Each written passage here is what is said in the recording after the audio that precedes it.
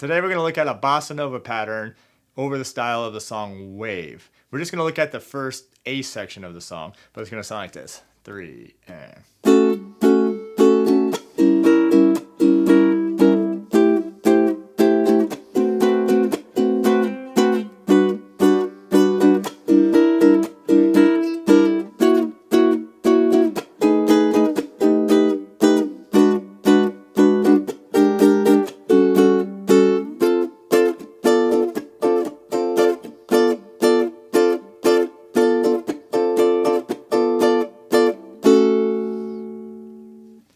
So we got a bunch of chords, and we got this Bossa Nova pattern. Now essentially it's just a 2-bar pattern that's going to repeat over and over again. There's a lot of variations to this. I'm going to show you a basic variation, and of course you can do different ones as you get more comfortable with this. I'm also going to be strumming this, so this will be great no matter what kind of ukulele you have, whether you have a high G or a low G. Because traditionally a Bossa Nova pattern would be more like this.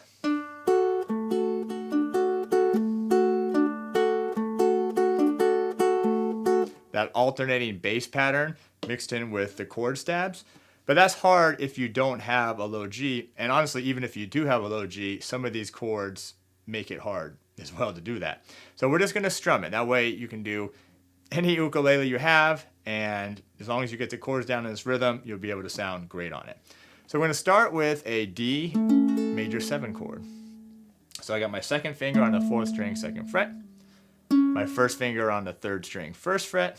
My 3rd finger on the 2nd string, 2nd fret, and then open 1st string. So here's your D major 7. We're going to use the first finger to strum, and the pattern's going to like this. 3, 4.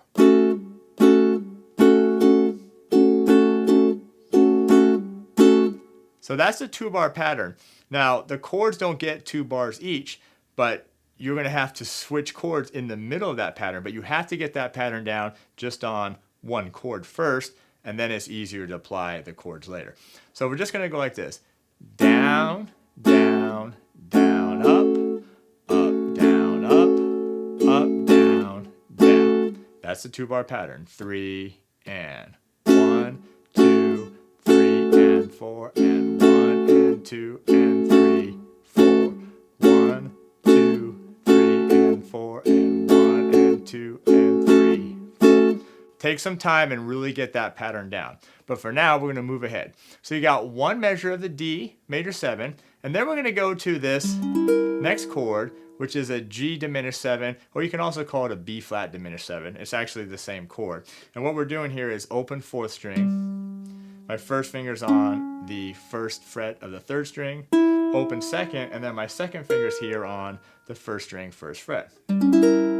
Now what's nice about it is if you're coming from the D major 7, you can keep your 1st finger down and just add your 2nd finger to the 1st string, 1st fret.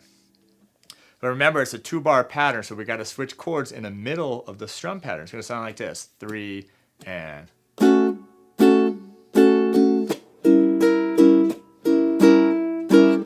If you notice, a lot of the times I'm going to anticipate the chord. And what that means is that next chord is going to come in on the and of 4 of the first measure. That makes it a little bit easier to switch chords. So let me count it slow. 3, and it's 1, 2, 3, and 4, and new chord, and then down, up, and 3, 4. So then you do go to the next chord, and then you start the 2-bar pattern all over again. So let's just try those 2 chords. 3, and it's...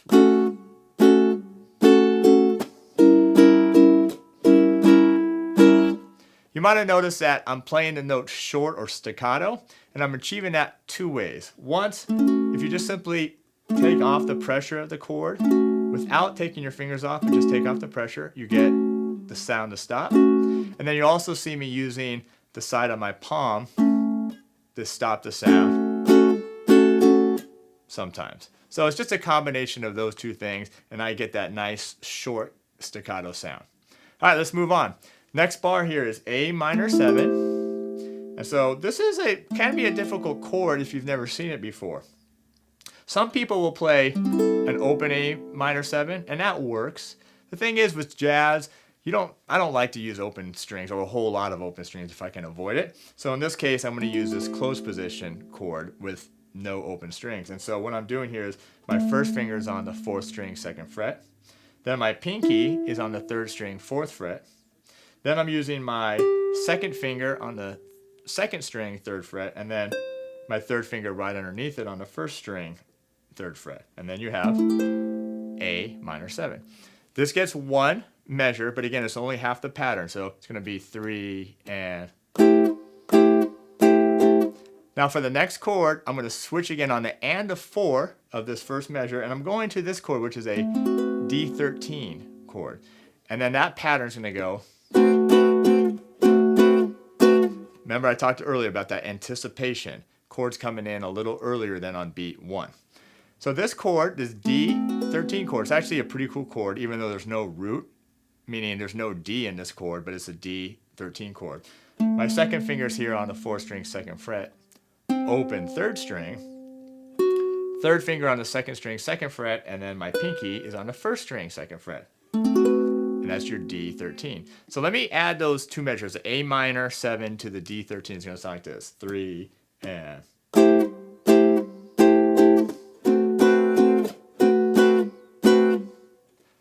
Moving on, we got G major 7, open 4th string, and then I'm borrowing with my first finger on strings 1, 2, and 3 here at the 2nd fret. Make sure you get nice clear chords. That's going to get one measure, 3 and... Then again on the and of 4, I'm going to switch to the new chord. This is a really cool chord, G minor 6, and so it's open 4th string. My 2nd finger is on the 3rd string, 2nd fret, open 2nd string, and then my 1st finger is on the 1st string, 1st fret. Remember this chord, this is a G minor 6, and I'm going to start on the and of 4 with an upstroke. So those two measures, G major 7, G minor 6, sound like this, 3 and...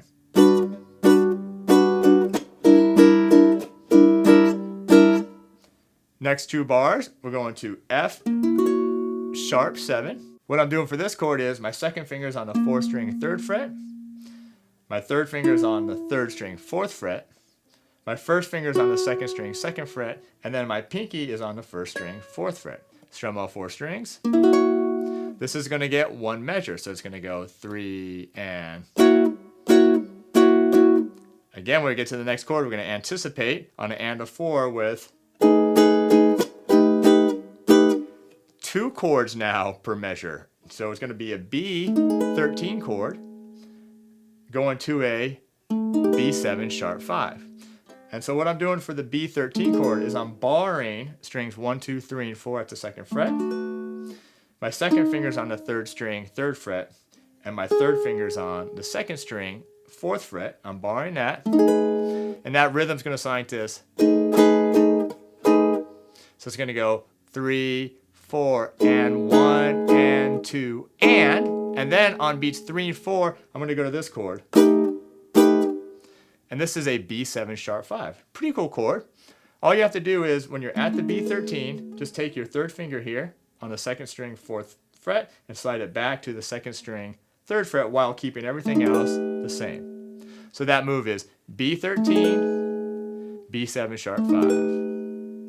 And the rhythm for that measure is going to be like this. 3, 4.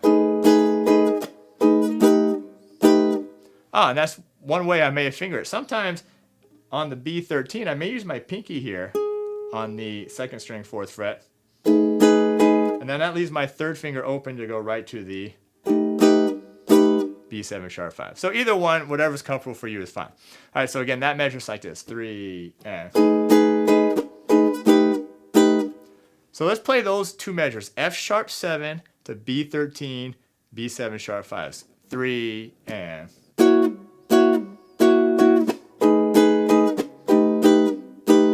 And I do use my pinky here on this B13 chord. All right, we're almost done. Now the next two bars sound like this. 3 and...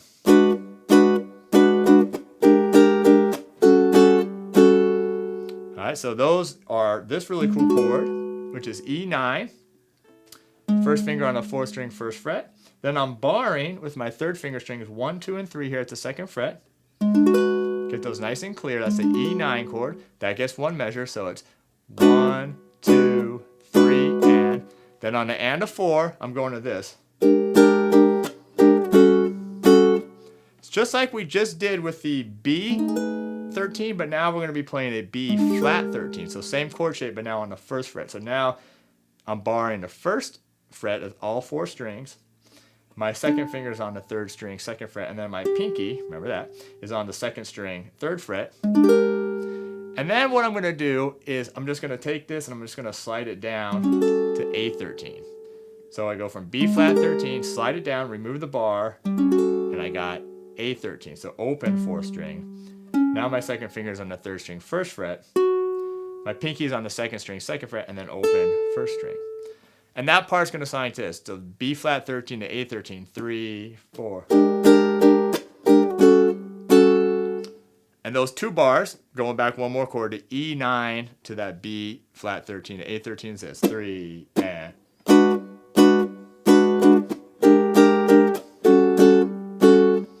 And now we're going to take it out with this.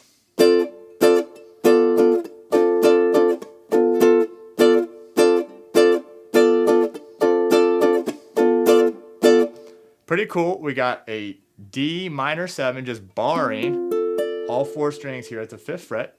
Got to get them nice and clear. And then the next chord is this chord, which is cool, is a G9 chord. So it's just like this E9 chord down here, up here on the 4th fret. So my first finger's on the 4th string, 4th fret. And then my third finger's barring strings 1, 2, and 3 at the 5th fret. So G9. Now notice each chord only gets 2 beats. So it's 1, 2, 3, and 4.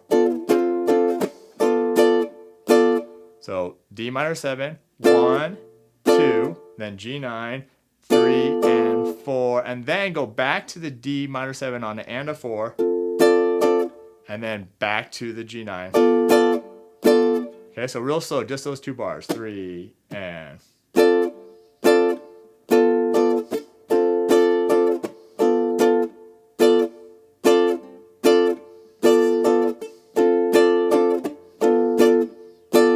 And that's kind of the little interlude between the sections. Also can be used as an intro and an outro to the song. I know it's a lot. Let's try the whole thing now, nice and slow, with the strum pattern and all the chords we went over. 2, 3, and.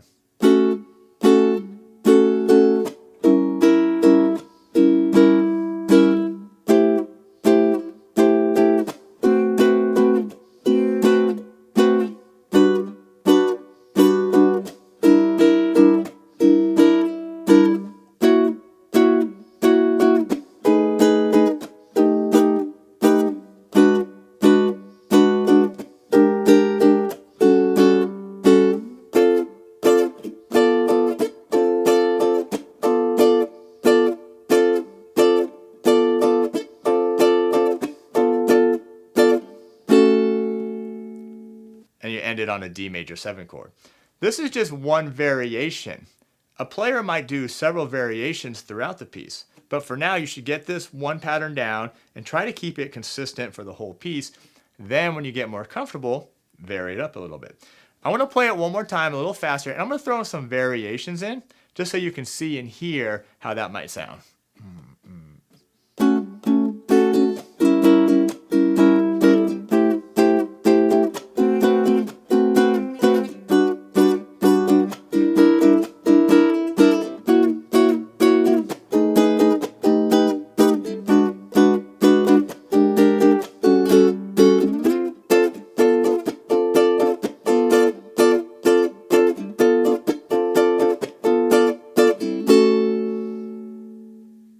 That's going to do it for this lesson of the Bossa Nova.